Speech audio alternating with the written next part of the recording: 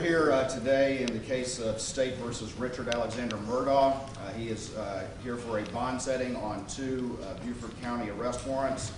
That is 23K-235570 and K-235571. Both of those are for obtaining signature of property by false pretenses at a greater than $10,000 in violation of 1613-240, subsection 1, that is a 0 to 10. Your Honor, Mr. Murdaugh is here represented by his counsel, Mr. Harpootlian and Mr. Griffin. Obviously, my name is Creighton Waters. I'm here for the state along with Megan Bergstedt and Don Zelenka. And the facts of this particular matter, Your Honor, if I can go through them very quickly, deal with the death of the longtime housekeeper of the Murdaughs. Her name was Gloria Satterfield, and she was their housekeeper for 20 plus years. She helped raise those children. And in February 2nd of 2018, she suffered a fall in the family home at Moselle in Colleton County, and she died on February 22nd of 2018 in the hospital based on injuries from that particular fall. She had two sons and has two sons. That's Tony Satterfield and Brian Harriet, and we do have family present in the courtroom today. Could y'all raise your hand, family, please? All right. And they are currently represented by attorney Eric Bland and Ronnie Richter. Mr. Bland, on behalf of the victims, would like to address the court at the appropriate time. Your Honor, Mr. Murdaugh, as you may know, is a longtime lawyer in the state of South Carolina, does a lot of tort work. And at the funeral of Miss Satterfield, Mr. Murdaugh tells the family, hey, she fell at my house, it was because of the dogs, it was my fault, and I'm going to take you to a lawyer so that y'all can file a claim and get some compensation for the death of your mom. And he takes the boys to a friend of his, a very close friend of his, a person by the name of Corey Fleming. And Your Honor, as you're well aware, many times in these sorts of cases, there ends up being a structured settlement. And there is a company, a legitimate company here that operates in South Carolina called Forge Consulting. And what they do is they help facilitate these structured settlements in certain cases where that is approved by the court. But as Your Honor also knows, those have to be approved by the court. Mr. Murdaugh, it appears back in 2015, set up a bank account with the Bank of America in the name of Richard Alexander Murdaugh, DBA Forge. And it appears that this account was nothing more than an illusion, a fabrication, in order to create the illusion that these checks that he was getting in various settlements were going to a legitimate settlement consultant, when in reality they were going into an account that he controlled. And that's how this scheme took place in this particular case. And this led to a chain of events, Your Honor, that I've never seen before. Mr. Fleming talks the boys into appointing as PR a person at Palmetto State Bank, where Mr. Murdaugh has a long relationship, a guy by the name of Chad Westendorf. He gets appointed on December 18th, 2019, and on the very next day, December 19th, 2019, he files a petition to approve a settlement, which is a $500,000 settlement on the homeowner's policy. The disbursement in this petition says $475 for the wrongful death, $25 for survival, and $5,000 for the med pay. And in that petition as well, there is $166,000 for attorney's fees, and then $11,500 on the nose for costs. And ultimately then, not long after that, Mr. Fleming and his law firm issues a check at the direction of Mr. Murdaugh, made out just simply to the name Forge. And Mr. Murdaugh takes that particular check. It is for $403,500. It makes no sense with the disbursements that were in the petition to approve the settlement, and he deposits that into this Forge account that he controls. And Your Honor, I was able to review the bank records about that, and what we see is that's deposited in January of 2019, and by March 2019, he has transferred all of that money out of that Forge account he controls into his personal checking account, where they are spent on personal use and family expenses. But that's not the end of it, Your Honor. There's also an umbrella policy that's got a much higher limit, and ultimately, Mr. Fleming negotiates a $3.8 million settlement with the insurance company on that umbrella policy. And then what we see is there is an unfiled petition The caption has changed. It doesn't have Mr. Murdaugh's name on it. It just says In Re Gloria Satterfield. The Murdaugh name is removed, and it is this petition to approve a settlement is on May 13th, 2019, and it is actually for $4,305,000. So it is for the 3.8 plus the 505 that was from that previous petition. There's no mention of structure. There's no mention of a structured settlement. And in the disbursement that's set out there, there's supposed to be $2,765,000 that's supposed to go to the beneficiaries. And then there's also $105,000 in costs on the nose. Again, zero. $105,000, not 21 cents, not 37 cents, $105,000. So that disbursement also has in there for attorney's fees and all the rest of it. And again, $2.7 million is supposed to go to these boys back here. And instead, Mr. Fleming sends a check to Forge at Mr. Murdaugh's direction on May 13th, 2019 for $2,961,911.95. And that represents the second charge. The first charge is the $403,000. The second charge is for the 2.9, almost $3 million. And again, Your Honor, when you look at the petition, the disbursements make no sense whatsoever. They don't bear any relationship to what was said in those petitions. But the reality is that $2.9 million went into that Forge account that Mr. Murdaugh controlled, and within a few months, he had transferred all that money for personal use. He had been carrying a $100,000 credit card balance for months. That gets paid off. He writes 300 and some odd grand to his father. He writes a check for 610 grand to himself. He writes a check for 125 grand to himself. Not a dime goes to this family back here, Your Honor. And interestingly, I noticed last night that one of the checks in there was an $84 check that he wrote to Scott Harriet, who was one of the family members back here. So he had over $3 million of money that should have gone to this family, or almost $3 million of money that should have gone to this family. And, yes, sir. Let's wait for this conversation to end. All right. Yes, sir.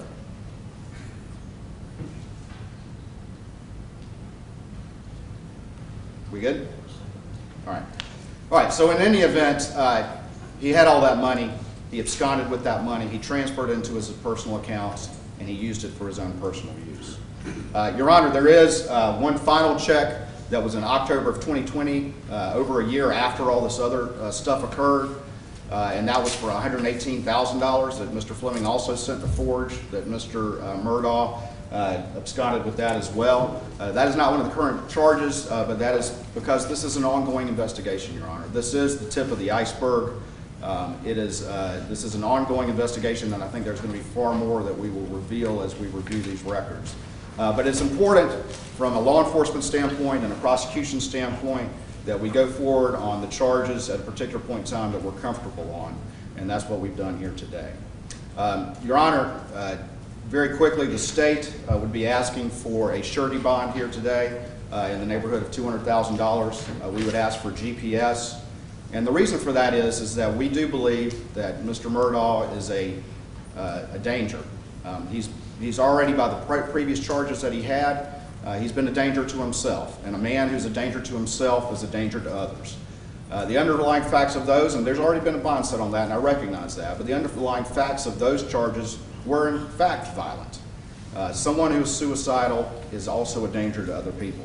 Additionally, he's been apparently under treatment for a very severe opiate addiction, and Your Honor, doing a lot of drug cases, I know how powerful that is and how unmoored that can make someone. And then obviously we're all aware of the unspeakable tragedy that this family has suffered. His professional life is coming apart at the seams. He's facing very serious charges with additional ones to come, and that really can make someone very unmoored and very dangerous. And for that, Your Honor, I think that he is a danger. I think we also have to consider the fact of a flight risk. This is a man who, just here today, on the two charges we're here today, we're talking about over $3 million that was misappropriated. That's a lot of money. And I think inherently that makes somebody with that kind of means, with the kind of money that this man was dealing with, makes them capable of being a flight risk. Your Honor, if you steal $3.4 million, I believe you deserve a surety. I believe you deserve GPS. I believe that that would be treating him by the book. Your Honor, we've also prepared for your consideration, and I've shown this to the defense, an order-setting bond with some additional conditions that we would like to put up. We have a waiver of extradition, as well as the conditions that Your Honor may be familiar with from the state grand jury, but a few that I'd like to mention in here would be no wasting assets. We have some information that that there have been assets that are being sold and disposed of. We would ask for him to have to surrender all firearms in his possession and not to possess any firearms. We would also ask that any travel that he does, and I've done this with other clients of Mr. Harpootlian's, that any travel he does has to be not taken without a specific notice to and approval by the state, so that we can be sure where he is at any given time. Those are some of the conditions that we would raise. Also, Your Honor, just to point out, I believe that we are here, these are Buford charges. We are here by the consent of the defense, as well as the consent of the victims, to handle this matter here in Richland County today. Your Honor, at this time I would turn it over to Mr. Eric Bland, who represents the Satterfield family, to speak on behalf of the victims. Yes, sir. Thank you. From the defense, before hearing from Mr. Bland. Yes, sir. Thank you, Your Honor. Please, Court, Your Honor. Yes, sir. Mr. Griffin and I are going to deal with this in sort of two prongs. He's going to discuss our memo we submitted in great detail. However, before we get to that, let me address a couple of things. First of all, we're not here today to debate the allegations by the state. He's presumed innocent at this point, and while the allegations are just that, allegations, they're really not relevant to the bond Your Honor sets. The second thing I point out is this. When he was made aware of the charges in Hampton County, for which he's out on bond now, he brought himself from a treatment facility in Georgia, surrendered himself, a PR bond was set, he was released, he went to another treatment facility. We offered to SLED to let us know if you need him. We anticipated further charges. They did not take us up on our offer to have him come up under his own steam and surrender himself. They went to Orlando, Florida, took him into custody without giving us a heads up. That was not what was represented to me. They had some reason for doing it. He is not a flight risk. He surrendered himself. He was willing to surrender himself on this. And he's really got nowhere to go. He's from South Carolina, lived here his entire life. The second thing I think that's important to recognize is this. He has had at least a decade, if not longer, of severe addiction to Oxycontin and other opioids.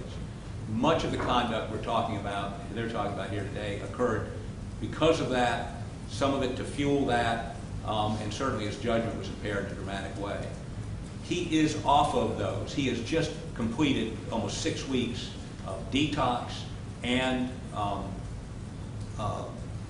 treatment at an addiction center, 2 different centers. And we had hoped he would be able to go to the next step.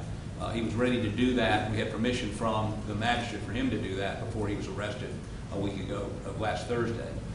And I think the state will agree that anybody with the kind of drug addiction that is evidenced by, I think we furnished letters to you from the addiction center in Georgia, needs continued treatment. We're not ready today to ask the court where, if it happens to be outside the state of South Carolina, we need to deal with whether or not insurance is available for that and where he would get the best treatment.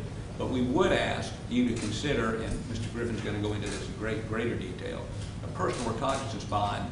I mean, for him to have a surety bond means he's going to have to waste some of those assets that Mr. Waters is talking about on paying a bondsman. So, Your Honor, having pointed out his willingness to confront these charges, he hasn't run once, not going to run, and the fact that maybe he, at some point was a danger to himself in an opioid-addled mental condition, asked somebody to shoot him in the head. But that's not where he is today. He's been through 6 weeks of addiction treatment. He needs more. Your Honor, we'd ask you to consider a PR bond, and let Mr. Griffin go into greater detail on that. Good morning, Your Honor. Jim Griffin. We emailed a copy of this memo to your chambers. I have an extra if you'd like to hand it up. Let's see what you emailed. Okay. So, as Your Honor knows, the South Carolina Constitution actually guarantees the right of bail to persons who are charged with a non-capital offense. Not only that, South Carolina Code 15-10 in fact requires the issuance of a personal recognizance bond unless the state can prove that the defendant is a flight risk or a danger to himself, or excuse me, not to himself, but to the community or to any individuals.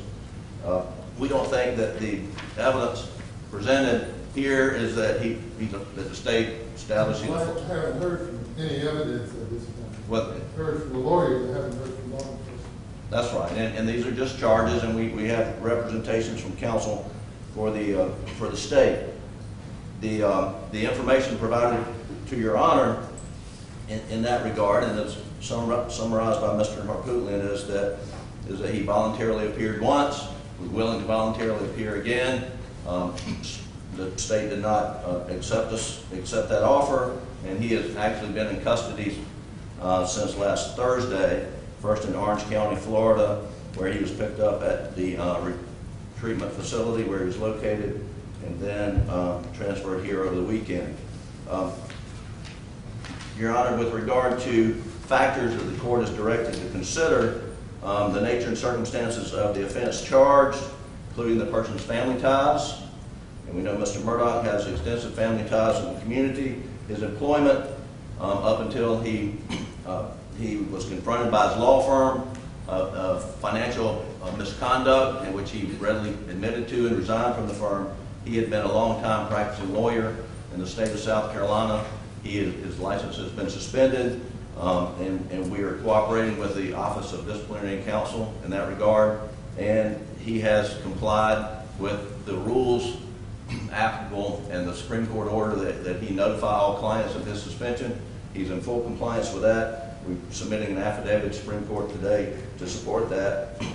Character and mental condition, Your Honor, as Mr. Harpootlian addressed, he has a significant opioid addiction that he has received treatment for the last 6 weeks, intensive treatment. That opioid addiction, frankly, put him on the brink of losing his life. He attempted to commit suicide at the hand of another. And fortunately for him, his family, and those who love him, that was not successful.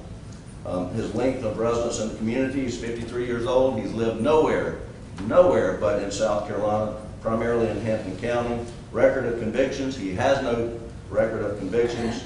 Record of flight to avoid prosecution or failure to appear in other court proceedings. He has no record of flight to avoid prosecution or failure to appear in any other court proceeding. He has appeared every time he's been requested. Again, those are the factors that the court is directed to consider. I would point out again that the statute says you begin with a presumption of a PR bond. And, Your Honor, we think that is what he's entitled to. We had put in our memo a suggestion that he be subject to random drug testing. You know, he's willing to do that. He's committed to do that. He will do that regardless of this court's order. But, Your Honor, we think with random drug testing, that would be sufficient condition of release to ensure his appearance and that he's not a danger to the community. The Alex Murdaugh, who's not hooked on drugs, has lived a good, fruitful life and law-abiding life. Only when he got hooked on opioids did things turn south, and he truly regrets his conduct. Thank you, Your Honor. Thank you, Your Honor. At this time, I would recognize Mr. Eric Bland, who is the designated representative of the victims in this matter. He would like to address the court. May it please the court. Yes, sir. Judge Newman, my partner Ronnie Richter and I represent the victims. These are the Satterfield and the Harriet family. This is Brian Harriet. He's the direct victim of Alex Murdaugh. This is a sad day, Your Honor. It's a day for lawyers that we look upon another lawyer who stole money from clients. Alex Murdaugh stained our profession. He also put a black eye on this state. I disagree with Jim Griffin and Mr. Harpootlian. If he's an opioid addict for 20 years, how is it that he tried cases? How is it that he appeared before judges like you? How is it that he worked with his partners and represented clients? I do not believe that is the case. He is a clear and present danger to the citizens of this state and to my family. This is a man that used a gun on Labor Day weekend. This is a man that used a pen to steal $3.3 million with another $118,000 that's potentially going to be charged. It's no different than somebody walking into a bank and using a gun. We need to make sure that when somebody steals with a pen, it's the same as if they're stealing with a gun. We have a man here that you're going to hear from my partner has done some financial transactions within the last week and a half that shows that he is a financial risk to the victims of his crimes as well as the citizens of this state. Your Honor, we think that an appropriate bond should be placed, but it's a bond that has conditions, that he can't do financial transactions without court permission, that he, if he is going to stay on his property that's posted, that we have the ability to serve him with process. There's so many eyes on this courtroom today watching us. Today is the day that Alex Murdaugh needs to get comfortable getting uncomfortable. And I ask you to look at the crimes. This is a crime of a lawyer stealing money. My partner and I have been doing legal malpractice for 30 years, and we have never seen such a breach of trust. A man who stole money from the very family of the housekeeper that helped raise his kids. This is a crime that we've never seen before, and I think Your Honor would send a clarion bell depending on the type of conditions that you put on his bond. I appreciate the opportunity to appear before you. The victims also appreciate you presiding over this case, and with that said, my partner Ronnie Richter will address something. You're sort of vague on what you're presenting to me. On the one hand, you say that you're convinced that Mr. Murdaugh presents a clear and present danger to society and to himself. On the one hand, and on the other hand, you say he should have a bond with conditions. No, I want him not to have a bond. I would love it if this man was locked up and he couldn't harm anybody else. But there is a presumption that somebody is going to get bond. And if you're going to put bond, put those serious conditions on him that will restrain him. Our position is he does not deserve bond. He forfeited that right. He stole. He's a liar and a cheat. Thank you, Your Honor. Sir. May it please the Court, Your Honor. Yes, sir. Ronnie Richter, also for the victims. Your Honor, we want you to have the benefit in your consideration of some of these transaction documents. We're not here to argue the case, but it does go to the nature of the crime. And in this case, you have a former member of the bar who brazenly used that office to lie and to betray clients, and also to demonstrate a pattern of a willful disregard for court orders. And I'll hand these to you at one time at the end of my comments, but Your Honor, the case for us kind of starts with a petition that was filed for the approval of a $4.3 million settlement. There's many facts before that, but in this petition, it's very specific as to what's being asked and as to the disbursements that are being approved. And when Judge Mullen approves that petition by this order approving settlement, attached to the order is a very specific set of disbursements that were permitted from the $4.3 million. And Mr. Murdaugh would understand this as an attorney.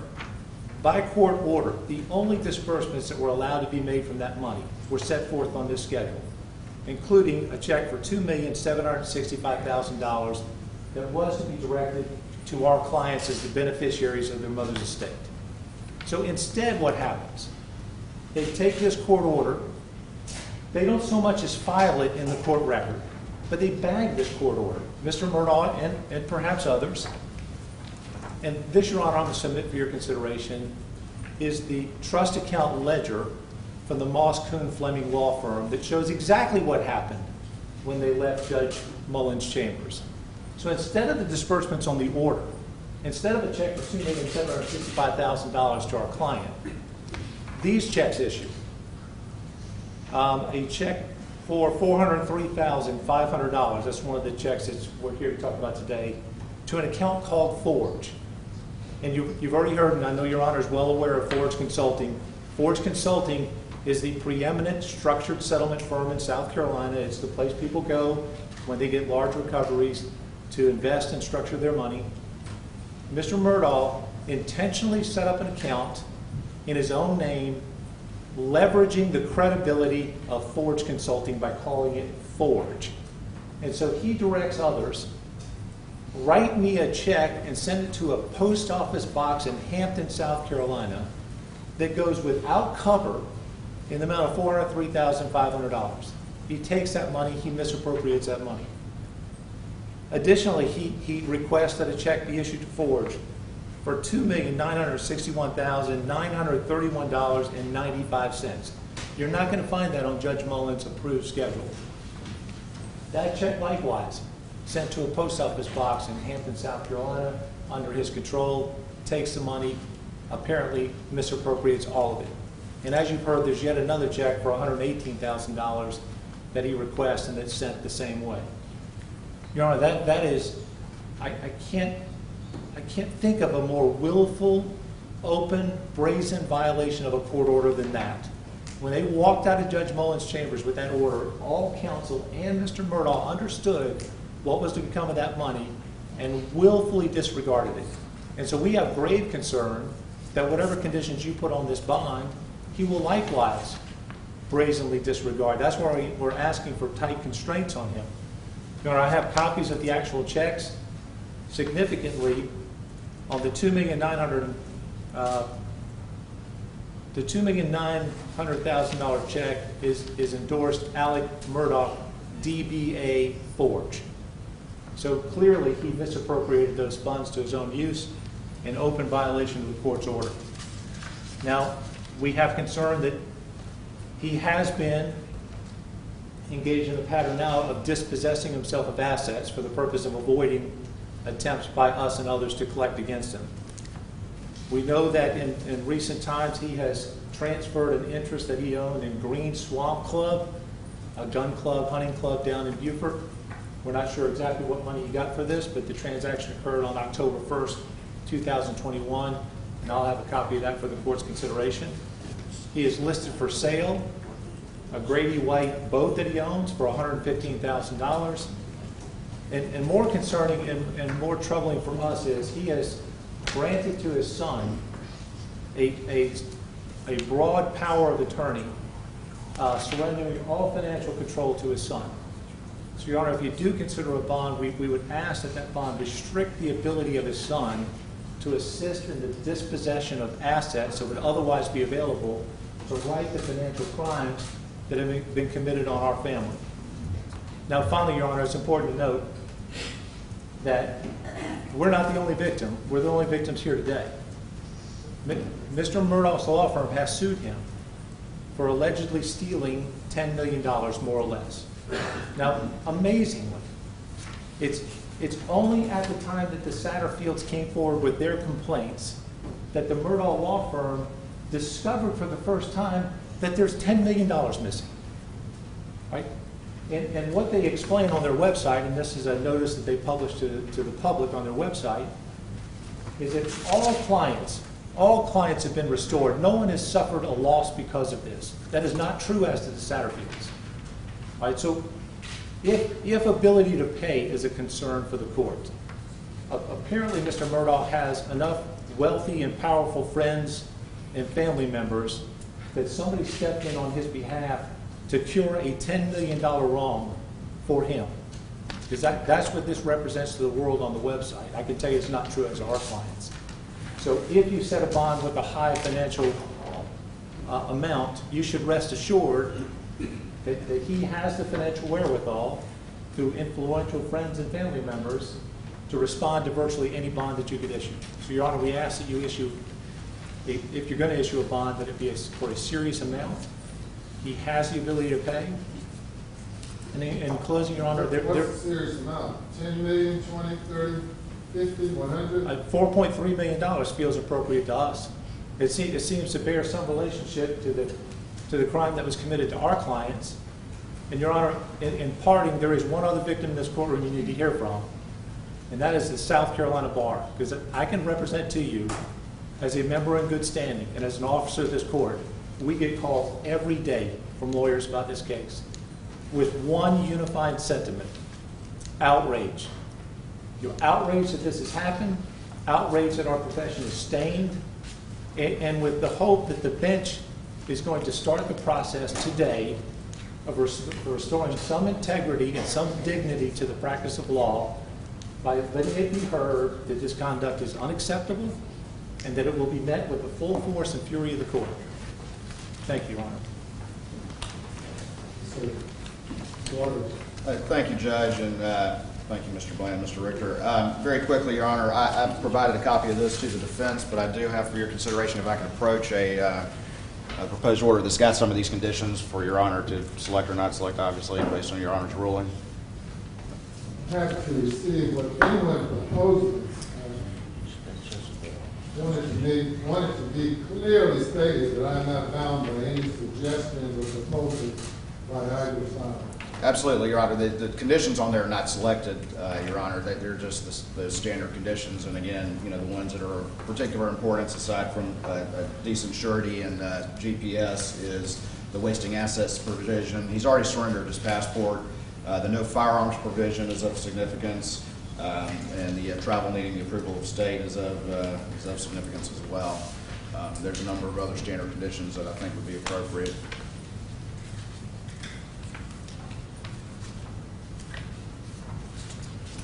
Mr. Waters, the statute provides that the arresting law enforcement agency shall inform the court of various considerations indicated in the statute in Title 17. Yes, sir. And I would like to hear from the law enforcement agency pursuant to the statute. You would like to hear from me or the police officers, Your Honor? You consider yourself a law enforcement agency? Prosecutorial agency, Your Honor. I'd like to hear from the law enforcement agency in charge of investigating that. All right. We have Agent Turner, Special Agent Turner from SLED. He's part of this investigation. Good morning, Your Honor. Yes, sir. Please speak into the mic. Appreciate it, sir. Yes, sir. Good morning. Good morning, sir. How are you doing this morning? I'm fine. Your Honor, I can say that we've worked in lockstep with the Attorney General's office on this case, and that everything they've said is completely accurate. We agree with their assessment of this case at this point in time, and we support them.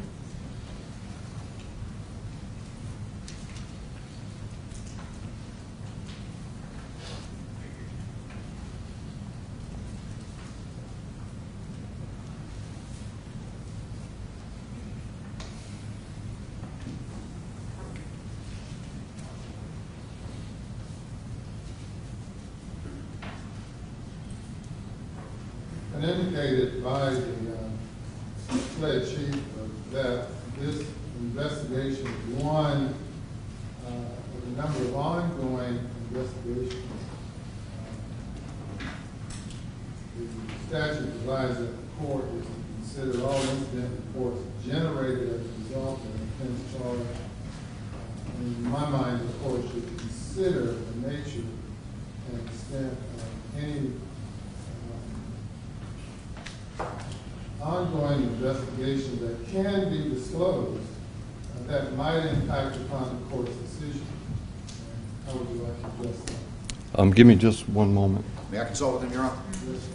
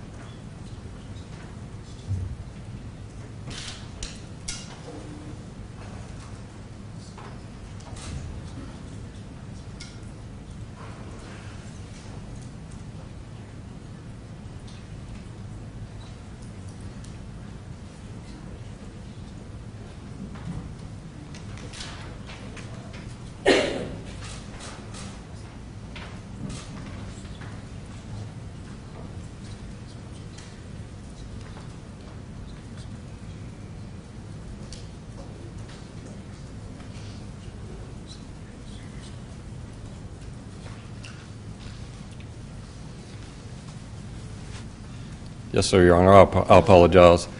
To put it clearly, sir, and right now what I can speak on, the South Carolina Law Enforcement Division, we are investigating multiple different allegations or investigations at this point in time, to include the Stephen Smith death, which you're aware of, the actual cause of Ms. Satterfield's death.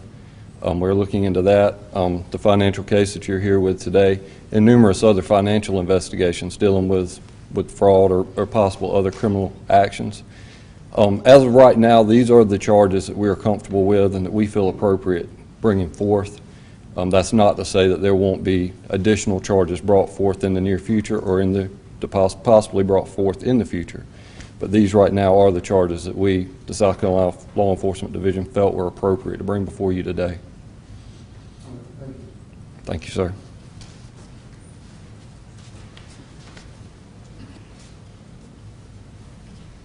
Anything else, Mr. Ward? Nothing further from the state, Your Honor. Mr. Defense. Your Honor, I hesitate to address Mr. Bland and Mr. Richter's allegations, but I think it's important for the court to understand. Mr. Murdaugh was not a lawyer in the Satterfield matter. He was the defendant. He had no authority over any money whatsoever. He was the defendant. The lawyer was a friend of his, but that lawyer is the one that issued those checks. That lawyer is the one that made sure the money went to this forge. He's the one that had responsibility. And then there's a personal representative who was a banker. They were responsible for making sure that Mr. Murdaugh could not, if he in fact did, purloin that money. So the idea that somehow he used his position as a lawyer, he was the defendant. He was the one that got sued. So make no mistake about it. In these particular crimes, he was not acting as an attorney. And he was acting as a defendant. He got sued, or they never actually filed a lawsuit. But he was the defendant. The insurance company treated him as a defendant. The insurance company decided what to pay. The insurance company wrote the checks. Number one. Number two, and I understand Mr. Richter and Mr. Bland are representing their client zealously, but that is a civil matter. If they want to deal with assets, there are ways to deal with that on the civil side, not on the criminal side. If they feel that he's disposing of assets, we don't know. I mean, they've made some allegations here this morning. To be frank with you, he has been in rehab or in jail since he was turned himself in on the charges down in Hampton County. He hasn't been executing documents except to the extent, I think the Hunt Club one you talked about is the bank getting paid. He got no money out of that. But again, that's for the civil court, not for this court. Be happy to answer any questions Your Honor might have. Before going to Mr. Waters, Mr. Murdaugh, is there anything you would like to say concerning the bond? No, sir, Your Honor. Now, Your Honor, one other matter. He's not a member of the bar anymore. If the idea that somehow he could steal with a pen, he's not going to be in a position. He's been suspended. He's turned his license in. He's not going to have any escrow accounts. He's not going to have any clients. He's not going to be able to further the scheme that Mr. Bland and Mr. Richter talked about as an attorney. Thank you. Yes, sir. Your Honor, he absolutely used his position, his prestige, his reputation as a lawyer to steal from this family. They trusted him because they knew of his reputation as a lawyer. They listened to him when he took them to Mr. Fleming, and they believed in him when they talked to him about the case. PMPED sent a notice of representation at the beginning of this case, which is amazing. And at the end of the case, after that last check in October of 2020 for $118,000, there was a dismissal signed. It was signed by Mr. Murdaugh himself, not by any attorney on his behalf or anything like that. So it was his knowledge of the system, it was his knowledge of Forge Consulting, and it was the belief of this family and his reputation as a lawyer that allowed him to steal this money. So it is absolutely tied to him being a lawyer. Thank you, Judge. Mr. Bland, Mr. Richter, you indicate you have some documents you want me to review. May it please the court, Your Honor. Yes, sir. Your Honor, may I add one thing? Yes, sir. Mr. Harpootlian is actually factually incorrect. Mr. Murdaugh prepared personal representative documents for Tony Satterfield to become the personal representative of his mother's estate. His paralegals and secretaries conversed with Corey Fleming's secretaries and paralegals about how money was supposed to be exchanged. He very much acted as a lawyer in this case. It's the strangest thing where the defendant dictates to the plaintiff lawyer how to run the case and then how to allocate the money in contravention to a court order. And we have introduced into the courts of this state the documents that show that Mr. Murdaugh actually did represent the family at the same time he was a defendant in a potential lawsuit. Thank you, Your Honor. I'm going to take a recess to review what has been submitted and to ponder my decision.